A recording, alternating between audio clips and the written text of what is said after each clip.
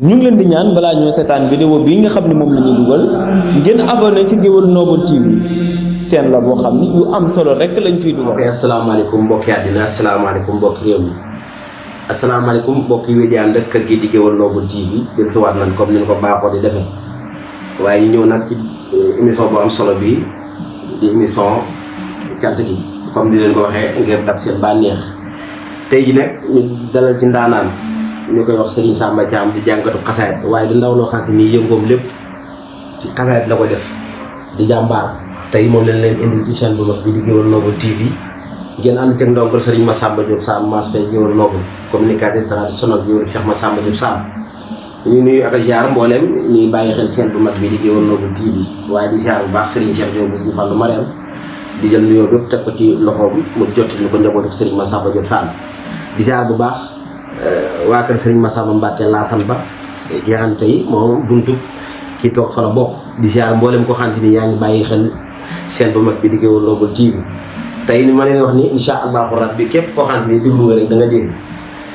waaye ko xool da nga gis ndax tey ndaanaan laa leen indi ndaanaan ci ndaanaan bi muy Serigne Samba Thiam jàngatu xasaayit kon xam naa dañ koy jox mu nuyoo incha allahu rabbi ñu jàll ci biir émission bi kon bisimilah Serigne Samba kàddu gaaw. asalaamaaleykum wa rahmatullah ñoo ngi lay ziar bu baax mbokk jullit yi mbokk taalibe yi dañ ñaanal xalifatul aam li tarixatul muridiyya Cheikh Sidi Mokhtar Mbacké mu yàgg ci loolu te wér ñu ñaanal suñu sëriñ Cheikh Mouhamadou Fadal Mbacké ibnu sëriñ Modou Fati Xali mu yàgg ci loolu te wér aouzu billahi mina shaytaani rajim bismillahi rahmani rahim wa sallallahu taala ala sayyidina wa mawlana muhammadin wa ala alihi wa sahbihi wa xadimihi wa sallama tasliman bi xilmu binillahi yuani min sabek min alaxijara kulli laxi fi sabek bi xilmu binillahi يعاني من ثوبه من الخجالة كل الأخي في ثوبه بخلم بين الله يعاني من ثوبه كتاب بين رجاه من الله رحمتان وننجو به دنيا وأخرى من الكرب رجعنا من المولى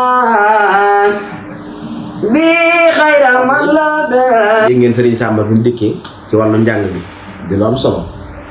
dañuy xam naa ni indi kàddu yi nga xam tey mooy kàddu yu mujj yi am question yu am solo yoo xam ne dañ ko ciy dugalaale muy Serigne Samba bi nga xam ne tey door na ci njàng mi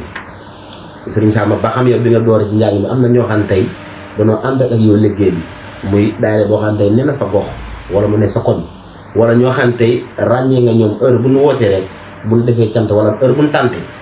xalaat Serigne Samba Thiam woo ko ngir mu ñëw feeñal yéenam ci li nga xam ne mooy bés bi. waaw sëñ Mass comme ni nga ko waxee rek. depuis bi ñu dooree liggéey ba léegi am na ñoo xam ne boobu ba bi ñu doon tout temps bi ñu ko tàmbalee ba léegi ñoo ngi ci ànd ak ñun muy ay daayira yu bëree bëri xanaa kay dañ ci tudd yenn daayira rek lu mel ne soppe Serigne Fallou yu nekk Touba Ndiakhaay ak yeneen soppe Serigne Fallou. waaw kay mbokk yi julliti mbokki taalibe yi dégg ngeen Serigne Samba Thiam lim indi ci Minanwaaq di lu am solo émission bii nii. di kër Modou Fall di nuyu bu baax mboolem ñi nga xam tey ñoo nekk ci ginnaaw Serigne Bàcc Serigne Kool Baye Abdou Sow waaye nag di ziar bu baax a baax a baax a baax sama gars yi baax yi Serigne Fall ci cameraman bi Serigne Adamo waaye Serigne Pambay ak mboolem ñi nga xam ñooy jàpp ci liggéey bi tey Serigne Samba Thiam na leen indi